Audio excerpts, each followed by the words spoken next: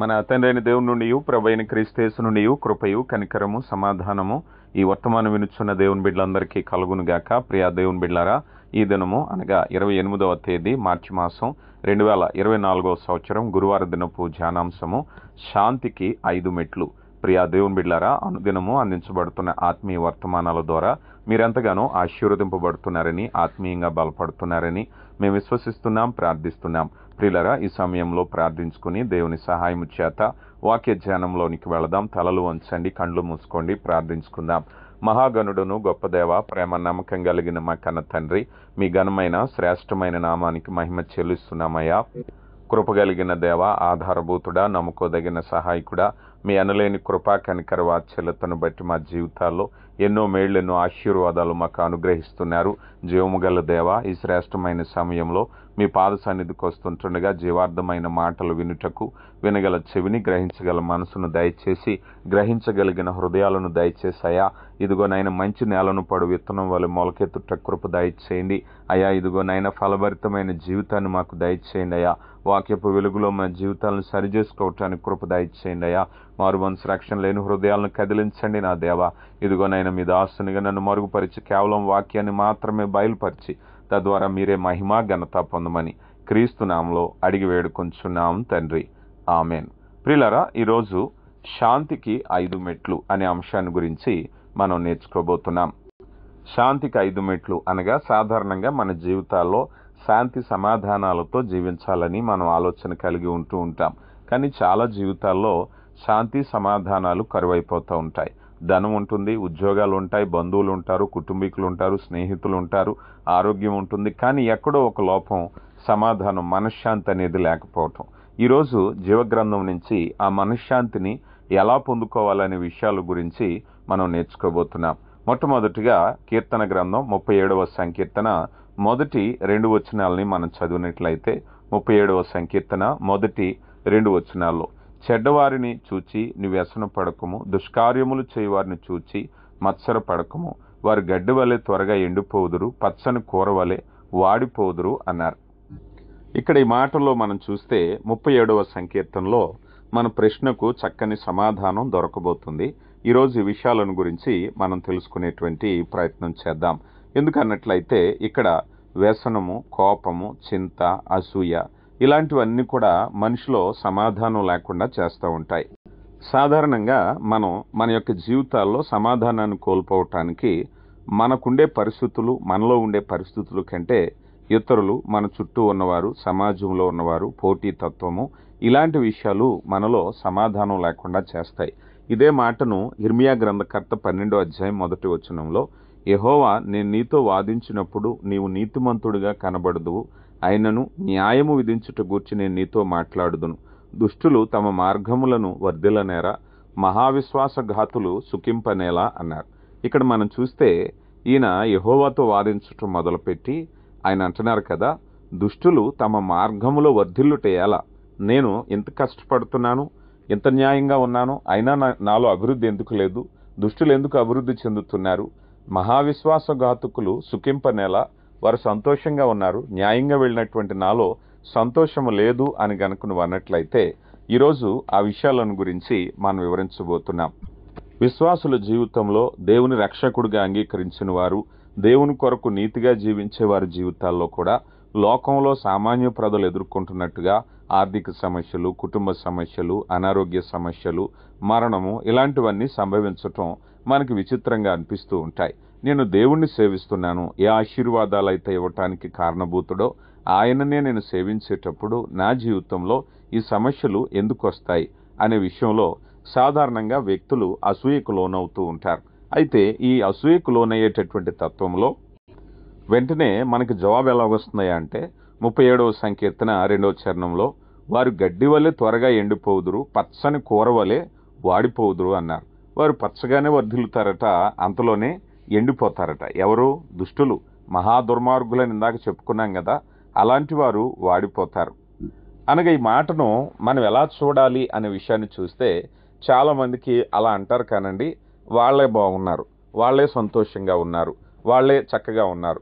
మనం అనుకుంటున్నాం అన్యాయం చేసిన వాళ్ళకే రోజులు అని నువ్వు బాధపడితే ఈ మాటకు అర్థం ఏమిటయ్యా అన్నట్లయితే, పచ్చని గడ్డి వలె వారు ఎండిపోవటానికి గల కారణాన్ని ఎలా చూస్తే ఈ జీవితము చాలా చిన్నదని వాక్యంలో మనం చూసాం కదా. ఈ జీవితం ఎలాంటిదయ్యా అన్నట్లయితే చేద నుంచి జారేటటువంటి నీటి చుక్క వంటిది, త్రాసు మీద ధూళి వంటిది, నీటి బుడగ వంటిది అనే మాటలు మనం చూసాం. అంటే జీవితం చాలా చిన్నది.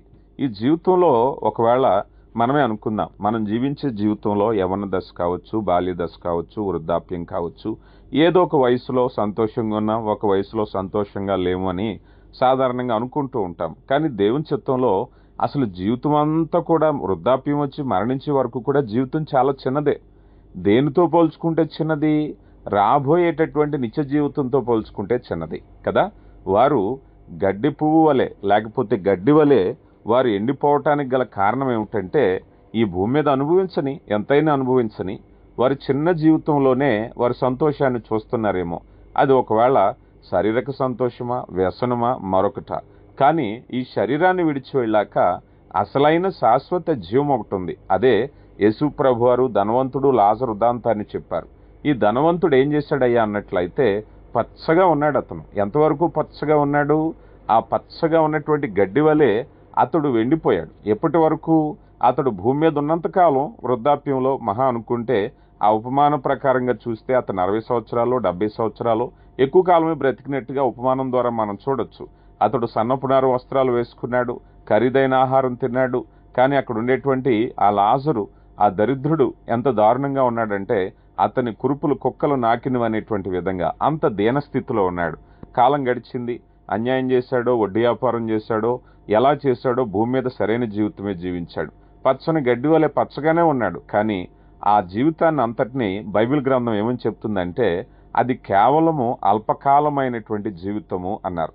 సామెతల గ్రంథము 24వ అధ్యాయము 19వ వచనంలో, సామెతల గ్రంథము 24వ అధ్యాయము 19వ వచనంలో, దుర్మార్గులను చూచి నీవు వ్యసన పడకము, భక్తిహీనుల ఎడల మత్సర పడకము, దుర్మార్గునికి ముందుగతి లేదు, భక్తిహీనుల దీపము ఆరిపోవును అన్నారు. వారిని చూసి వ్యసన పడకయా? వారిని చూసి వ్యసనపడి నీ మనశ్శాంతిని ఎందుకు కోల్పోతున్నావు? వారి రోజు సంతోషంగా ఆనందంగా ఉన్నారు అనుకుంటున్నావు. కానీ దుర్జనునికి ముందుగతి లేదని చెప్తూ భక్తిహీనుల దీపము ఆరిపోవును. ఏం జరుగుతుందయ్యా అన్నట్లయితే వారి యొక్క అల్పకాలమైనటువంటి జీవితంలో సంతోషం అనుభవించాక తర్వాత ధనవంతుడు ఆ నరకన వేదన కలిగిన స్థితిలో, అబ్రహామా, నా తండ్రివైన అబ్రహామా, ఈ వేదన భరించలేకపోతున్నానయ్యా అని అంటే, ఇదిగో నీ చేతి వేని కొలను నీటిలో నింపి ఆ చుక్క నా నోట్లో వేయి నేను తాళలేకపోతున్నానంటే అబ్రహాము గారు అంటున్నారు, అయా నీ బ్రతుకు దినములన్నిట కూడా నువ్వు సంతోషంగా ఉన్నావు కదా, నువ్వు పచ్చగానే ఉన్నావు కదా, నువ్వు ఖరీదైన వాహనాల్లో తిరిగావు కదా, అయిపోయింది. ఇప్పుడు ఆ అల్పకాలమైనటువంటి జీవితం అయిపోయింది. కానీ దానిని బట్టి నువ్వు సంతోషం అనుకున్నావు. కానీ అది అల్పకాలమైనది. ఇక్కడ శాశ్వత కాలంలో నువ్వు ఎలా ఉండబోతున్నావు? సాధారణంగా మనలో చాలా మందికి ఒక ఆలోచన వస్తూ ఉంటుంది. అదేమిటయ్యా అంటే, ఎవరైనా ధనవంతుల్ని బాగా ఉన్నతంగా జీవించే వాళ్ళని చూసి వారిలాగా నా జీవితం జీవిస్తే ఎంత బాగుండు అనుకుంటారు. స్నేహితులు కూడా నీలాంటి జీవితం నాకు ఎంత వస్తే బాగుంటుంది అంటే జీవితాన్ని మార్చుకోవటానికి ఇష్టపడతారు. ప్రియులారా గమనించండి, ధనవంతుడు లాజరు ఉదంతాన్నే మనం చూసుకోండి. ఒకవేళ భూమి మీద వారి జీవితాన్ని మార్చుకున్నారే అనుకుందాం. ఇప్పుడు పరదేశ్కు వెళ్ళాక జీవితాన్ని ఎవరు మార్చుకుంటానికి ఇష్టపడతారు చెప్పండి? ఇప్పుడు ధనవంతుడు అనేటువంటి వ్యక్తి మిక్కిలి వేదనకరమైన స్థితిలో ఉన్నాడు, తాళలేకపోతున్నాడు, అగ్నిలో ఉన్నాడు, వేదనకరంగా ఉంది. ఇప్పుడు ఈ వ్యక్తి ప్లేస్ మార్చుకుందాం అని అడుగుతున్నాడు. తండ్రివైన అబ్రహామా అని అంటే అబ్రహాం గారు అంటున్నారు, అయా నువ్వు భూమి మీద ఉండేటువంటి బ్రతికే దినాల్లో చాలా సంతోషంగా పచ్చగానే బ్రతికావు కదా, ఇప్పుడెందుకు ఆందోళన చెందుతున్నావు? అలాగుంచు, అలాగే ఉండు అని అంటున్నాడు. మన జీవితాల్లో, భూమి మీద ఉండేటువంటి జీవితాల్లో నువ్వు నీతిగా జీవించిన శ్రమ ఉందా, కలహం ఉందా, బలహీనత ఉందా, భూసంబంధమైన జీవితాలతో విసిగిపోతున్నావా, బాధలు లేని, యాతన లేని జీవితం కావాలని అనుకుంటున్నావేమో. కానీ అలాంటి జీవితాన్ని ఇవ్వటానికి దేవుడు ఇష్టపడుతూ ఉన్నారు. కనుక ఒకవేళ నీ జీవితంలో ఇలాంటి అసూయ కనుక ఉన్నట్లయితే, ఇలాంటి వ్యత్యాసంతో నువ్వు కృంగిపోతున్నట్లయితే, దావీదు గారు రాసినటువంటి ఈ 37వ సంకీర్తనలో 3 నుంచి 8 చరణాల్లో మనం 5 అంశాలను మనం చూస్తాం. అంటే ఈ 5 అంశాలు నీలో మనశ్శాంతి లేకుండా చేసేటటువంటి కారకాలకు వ్యతిరేకంగా ఔషధం వలె పనిచేసేటువంటిది. కనుక ప్రియులారా, మనం మూల పాఠంలోకి వెళుతున్నాం. ఈ మూల పాఠంలో 5 అంశాలు, సమాధానానికి లేక శాంతికి 5 మెట్లను గురించి మనం చూడబోతున్నాం. 37వ అధ్యాయము మనం ఒకసారి తెరిచి పట్టుకున్నట్లయితే ఈ భాగంలో 3 నుంచి 8 వచనాలు చదవబోతున్నాం. 3వ వచనం 37వ సంకీర్తన 3వ ఆచరణంలో, యెహోవా యందు నమ్మిక ఉంచి మేలు చేయుము, దేశమందు నివసించి సత్యమును అనుసరించుము అన్నారు. మొట్టమొదటిగా ప్రభునందు విశ్వాసముంచి మంచి చేయాలి. ప్రియులారా, దేవుని యందు సాధారణంగా మనం రాబోయే మంచిని గురించో, మనకు జరిగే మంచిని గురించో, ఎదుటివారికి చెడ్డ గురించో మనం ఆలోచన చేస్తూ ఉంటాం. కానీ ప్రభునందు విశ్వాసం ఉంచి మంచి చేయాలి.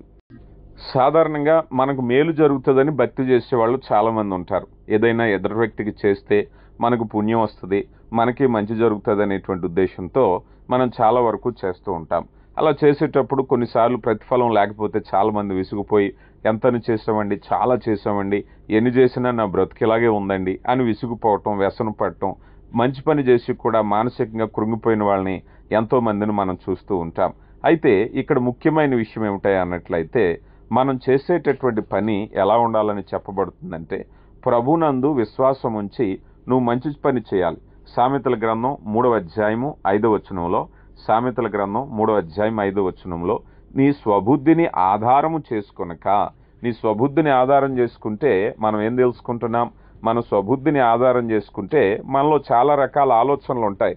మన ఆలోచన, ఇలా చేస్తే 10 రూపాయలు ఇస్తే 100 రూపాయలు వస్తుంది, లేకపోతే ఈ విధంగా ఇలా చేస్తే నాకు మంచి భవిష్యత్తు ఉంటుంది, మంచి ప్రతిఫలం ఉంటుంది, ఇలాగ ఏదో ఒక రూపేణ మంచి జరుగుతుందని. లోకంలో కూడా ప్రాస్పారిటీ థియరీ అనేటువంటిది, అంటే ఫలాభివృద్ధి చెందిన సువార్త అన్నట్టుగా చెప్తున్నారు. నువ్వు ఇలా చేస్తే మేలు జరుగుతుందని. కానీ దేవుని యొక్క ఉద్దేశం ఎలాంటిదట? నీ స్వబుద్ధిని ఆధారం చేసుకొనక నువ్వు చేసేటటువంటి ఏ పనైనా, భక్తి అయినా, విశ్వాసమైనా, దానమైనా, ఏ పనైనా నీ సొంత బుద్ధిని ఆధారం చేసుకొనక నీ పూర్ణ హృదయముతో యెహోవా యందు నమ్మిక ఉంచుము అన్నారు. కనుక దేవుని యందు ప్రభు యందు విశ్వాసం ఉంచి మంచి పని చేయటం అనేటువంటిది ఉత్తమమైన మార్గం. కనుక నీ మార్గములన్నిటిని గురించి మనం ఆలోచన చేస్తే మనం ప్రభు చిత్తాన్ని వెతుకుతున్నాం. 9వ సంకీర్తన 10వ చరణాన్ని కూడా మనం చూస్తే, 9వ సంకీర్తన 10వ చరణంలో, యెహోవా నిన్ను ఆశ్రయించు వారికి నీ విడిచిపెట్టువాడు కావున నీ నామం ఎరిగిన వారు నిన్ను నమ్ముకుందరు. కనుక ఆయన చిత్తంలో ఆయన విడిచిపెట్టే దేవుడు కాదు గనక ఆయన నామం ఎరిగిన వారు ఆయనను నమ్ముకుందరు. మనం ఆయన నామాన్ని ఎరగాలి, ఆయన నామాన్ని ఎరిగి ఆయన నమ్ముకోవాలి. కీర్తనకారుడు 4వ సంకీర్తన 5వ చరణంలో కూడా, నీతియుక్తమైన బలులు అర్పించుచు యెహోవాను నమ్ముకొనుడి అన్నారు. ప్రియులారా, గమనిస్తున్నారా? నీతియుక్తమైన బలులు ఆయన నమ్ముకుని చేసేటువంటిది. కొన్నిసార్లు చాలామంది వారి జీవితాల్లో ఇలా చేస్తే మంచి జరుగుతుందని అప్పు చేసి, ఏదో మోసం చేసి, అన్యాయంగా వచ్చింది దేవుడికి ఇచ్చి అది మేలు జరుగుతుంది, లేకపోతే కొంతమంది అక్రమంగా సంపాదించి పేదవారికి పెట్టి ఇది నాకు మేలు జరుగుతుంది, పాపం వలన వచ్చింది కదా దేవుడికి ఇద్దాం, పాపం వలన వచ్చింది కదా దాన ధర్మాలు చేద్దాం, ఇలా చాలామంది ఆలోచన చేస్తూ ఉన్నారు. అసలు నువ్వు ఆ పాపం అన్యాయం నువ్వు ఎందుకు చేయాలి? యథార్థంగా కదా ఇక్కడ నీతి మార్గంలో ఆయనకు బలులు అర్పించాలి కదా. నీకు కలిగిందే, నువ్వు ఉన్నదే, యథార్థంగా ఉన్నదే, అలా చేసినప్పుడే కదా నీ జీవితంలో మంచి అనేటువంటిది నువ్వు చూడగలుగుతావు, సమాధానం అనేది చూడగలుగుతావు. ఎందుకనంటే నీలో దేవుని చిత్తాన్ని ప్రేమించి దేవుని యందు భయభక్తులు కలిగిన స్థితి ఉంది గనక నువ్వు ఆందోళన చెందవు. 37వ సంకీర్తనలో 3వ చరణాన్ని మరొకసారి మనం చూస్తే, యెహోవా యందు నమ్మిక ఉంచి మేలు చేయుము, దేశమందు నివసించి సత్యమును అనుసరించుము అన్నారు. కనుక ప్రియులరా, మనం ఆయన యందు నమ్మిక ఉంచి చేసేటువంటి ప్రయత్నం, ఆయన యందు నమ్మిక ఉంచి చేసేటటువంటిది. కనుక దేవుని కృపలో మనం అందరం కూడా మనుషుల్ని ఆధారం చేసుకుని నాకు మేలు జరిగితే వారికంటే గొప్పగా ఉంటాను. మనలో చాలామంది ఇదిగో దేవా నన్ను తలగా ఉంచుతానన్నావు, తోకగా ఉంచనన్నావు, ఇలాగ ఆలోచన చేస్తూ ఎవరితోనో పోల్చుకుని వారికంటే గొప్పగా ఉండాలనుకుంటారు. కానీ నీ విశ్వాసము దేవునిని ఆధారము చేసుకుని ఆయన మంచి చేయమని చెప్పాడు గనక ఆయన మంచిని మనం చేయటం వరకే. అది దేవునితో నమ్మకంతో ముడిపడి ఉండేది. కానీ ఆ మంచి చేయటం అనేది మరలా తిరిగి నాకు ఏమొస్తుంది, ఏం కలిసి వస్తుందని చేసేటువంటిది కాదు కదా. నెహెమ్యా గ్రంథంలో నెహెమ్యా ఆ యెరూషలేము గోడలను కట్టడానికి ఆయన ప్రయత్నించారు. ఆ ప్రయత్నించినప్పుడు అక్కడ టోబియా అనేటువంటి ఒక విరోధి వచ్చి ఎగతాళి చేయటం ప్రారంభించారు. మనం ఈ విషయాలు నెహెమ్యా గ్రంథం 4వ అధ్యాయంలో మొదటి 6 వచనాల్లో మనం చూస్తూ ఉంటాం. అప్పుడు నెహెమ్యా ఎలాగూ ప్రవర్తించారు అనగా వారు ప్రార్థిస్తూ పనిచేస్తున్నారు. కనుక దీని గురించి మనం ఆలోచన చేస్తే సవాళ్లను ఎదుర్కోవటం, ఒక మంచి పని చేస్తున్నాడు. మనం అనుకుందాం, నెహెమ్యా చేసే పని ఏం పని, ఆ పనికి వచ్చేటువంటి ప్రతిఫలం ఏమిటి అని ఆలోచన చేస్తే నెహెమ్యా చేసే పని దేవుని మందిర ప్రాకారాన్ని కట్టాలి అనుకున్నాడు. దానివల్ల వ్యక్తిగతంగా తనకంటూ ఒక లక్ష్యాన్ని ఏం పెట్టుకోలేదు. అతను దేవుని మందిరం కట్టబడాలి, దేవుని సేవ జరగాలి అనేటువంటి ఒక ఆలోచన తప్పించి మరొక ఉద్దేశం లేదు. కనుక యెహోవా యందు నమ్మిక ఉంచి మేలు చేస్తున్నాడు ఆయన. ఆ మేలు చేసేటప్పుడు ఈ మందిరాన్ని కడితే మరలా నాకు ఏం తిరిగి వస్తుంది, ఎంత లాభం వస్తుంది, ఎంత ఆశీర్వాదం వస్తుంది అనేటువంటి ఆలోచన లేకుండా యథార్థ హృదయుడై నీతి మార్గంలో యెహోవాకు బలులర్పించేటటువంటి వాడు. ఆ సమయంలో వ్యతిరేకత వచ్చింది. వ్యతిరేకత వచ్చినప్పుడు ఇక్కడే మనం గమనించాలి. ఎవరైనా ఒక వ్యక్తి ఏదైనా దురుద్దేశంతో ఆ పనిని గనక ప్రారంభిస్తే, ఈ పని చేస్తే నాకు మేలు జరుగుతుంది అని అనుకుంటాడు గనక ఆ పని గనక జరగకపోతే ఆవేశానికి లోనవుతాడు. ఆ పని గనక జరగకపోయినట్లయితే విరక్తికి లోనవుతాడు, కోపం తెచ్చుకుంటాడు, మనశ్శాంతి కోల్పోతాడు. నేను ఒక మంచి పని చేయాలనుకుంటున్నాను, ఈ పని ఎవరో భగ్నం చేస్తున్నారు, అపవాది ఆపేస్తున్నాడు, ఆ పని జరిగితే నా జీవితంలో మేలు జరుగుతుందని నాకు తెలుసని అనుకుంటూ ఉంటాడు. ఇక్కడ అలాగే అనుకుంటే నెహెమ్యా గారి జీవితంలో కూడా ఆయన ఒక మంచి పనిని ప్రారంభించారు. ఆ మంచి పనిని ప్రారంభించినప్పుడు టోబియా అనేటువంటి వ్యక్తి ఆటంకపరచటానికి ప్రయత్నిస్తున్నాడు. ఆటంకపరచటానికి ప్రయత్నిస్తే ఈయన తన నిగ్రహాన్ని కోల్పోలేదు, మనశ్శాంతిని కోల్పోలేదు, వేదన చెందలేదు, కానీ ప్రార్థిస్తున్నాడు. ఎందుకనంటే అతడు యెహోవా యందు నమ్మిక ఉంచి మంచి చేసేవాడు గనక ఆందోళన చెందడు. ఆయన నమ్మిక యెహోవా యందు నమ్మిక. ఆ నమ్మికలో మొదటగా తన పని ఆటంకమైనా అది కొనసాగించబడుతుందనేటువంటి లక్ష్యం కలిగిన వాడు. ఇందాక మనం సామెతల గ్రంథం 3వ అధ్యాయం 5వ వచనంలో మనం చూసాం కదా, నీ ప్రవర్తన అంతటి యందు ఆయన అధికారిగా ఒప్పుకొని, నెహెమ్యా తన ప్రవర్తన అంతటి యందు ఆయనను అధికారిగా ఒప్పుకున్నాడు గనక ఆయన భయపడట్లేదు, ధైర్యంగా ఉన్నాడు. ప్రియులారా గమనించండి, ఈ 3వ చరణంలో 37వ సంకీర్తన 3వ చరణాన్ని మనం చూసినట్లయితే అలా చేసినప్పుడు ఆశీర్వాదం అనేది జతపరచబడింది. ఎప్పుడైతే దేవుని యందు పూర్ణమైన నమ్మకంతో పనిచేస్తున్నారో 37వ సంకీర్తన 3వ చరణంలో యెహోవా యందు నమ్మిక ఉంచి మేలు చేయుము, దేశమందు నివసించి సత్యమును అనుసరించుము అన్నారు. ఎప్పుడైతే ఈ మంచి పని చేస్తున్నారో దేశము యందు మంచి దేశంలో నివసించేటటువంటి విశ్వాసాన్ని దేవుడు అనుగ్రహిస్తున్నారు. ఇశ్రాయేలు ప్రజల కొరకు దేవుడు భూమిని వాగ్దానంగా ఇచ్చారు, కానాను దేశాన్ని ఇచ్చారు. ఇదే విషయాన్ని యెషయా గ్రంథం 1వ అధ్యాయము 9వ వచనంలో కూడా మనం చూస్తాం. 9వ వచనంలో మనం చూస్తే సైన్యములకు అధిపతియగు యెహోవా బహు కొద్దిపాటి శేషము మనకు నిలుపని ఎడల మనము సొదొమ గొమొర్రా వలె ఉందుము, సొదొమ గొమొర్రాతో సమానమగుదుము అంటున్నారు. కానీ దేవుడు వారిని శేషింపచేశారు. ప్రియులారా గమనించండి, అలా చేసినప్పుడు వారు భౌతిక ఆశీర్వాదాల విషయంలో ఆయన పోషించేవాడు. ఆయన విశ్వాసముతో పోషింపబడుతున్నారు. వాగ్దానాలు నెరవేర్చడానికి ఆయన సమర్థుడని హామీ కలిగినటువంటి వారు. కనుక ఇప్పుడు దేవుని యందు విశ్వాసముతో యథార్థ హృదయంతో కలిగినటువంటి వారికి ఆశీర్వాదాలు జతపరచబడుతున్నాయి. ఈ ఆశీర్వాదాలకు మూల కారణం ఏమిటయ్యా అంటే విశ్వసించిన వారు యెహోవా యందు నమ్మిక ఉంచారు. కొంతమంది మనం చూస్తూ ఉంటాం, కొన్ని పనులు ఎందుకు జరుగుతాయ్యా అంటే నీకు మేలు జరగటానికి. అంటే నీ మీద నీకు నమ్మకం పెట్టుకున్నావు, నీకు జరగబోయే మేలు మీద నమ్మకం పెట్టుకున్నావు, కానీ యెహోవా యందు నమ్మిక ఉంచి చేసేటువంటి పని చేయలేకపోతున్నావు. ప్రియ దేవుని బిడ్డ, ఈరోజు దేవుని చిత్తంలో మనం అందరము కూడా యెహోవా యందు నమ్మిక కలిగిన వారిగా ఉండటానికి ప్రయత్నించాలి. ఈరోజు సంతోషకరమైన జీవితంలో లోకంలో పరిస్థితులు ఎలాగున్నా, నిన్ను బలహీనపరిచినా, నిన్ను అధైర్యపరిచినా, నిన్ను కృంగదీసినా, దుష్టులు వర్ధిల్లినా అధైర్యపడకు. వారు గడ్డి వలె మాయమైపోతారు. ఎందుకంటే అల్పకాల పాప భోగములు అన్నారు. వీటన్నిటినీ అల్పకాల పాప భోగములుగా తీసుకుని శాశ్వతమైన నిత్యరాజ్యానికి వారసులగుటకు పిలువబడ్డాం. మన ఎంపిక దేవుని చిత్తంలో మేలైనటువంటి ఎంపికగా ఉండాలి. ఒకవేళ నీ జీవితంలో ఉద్యోగం కరువైందా, నీ జీవితంలో ఆదాయం లేదా, ఉద్యోగం లేదా, ఆరోగ్యం లేదా, నిన్ను ప్రేమించేవారు లేరా, అధైర్యపడద్దు. ఎందుకనంటే నీ దుఃఖ వస్త్రాన్ని తీసి ఉల్లాస వస్త్రమును ధరింపచేయటానికి ఆయన ఇష్టపడుతూ ఉన్నారు. నీ జీవితంలో శాశ్వత కాలమైన ఆనందాన్ని ఆయన సిద్ధపాటు చేస్తున్నారు.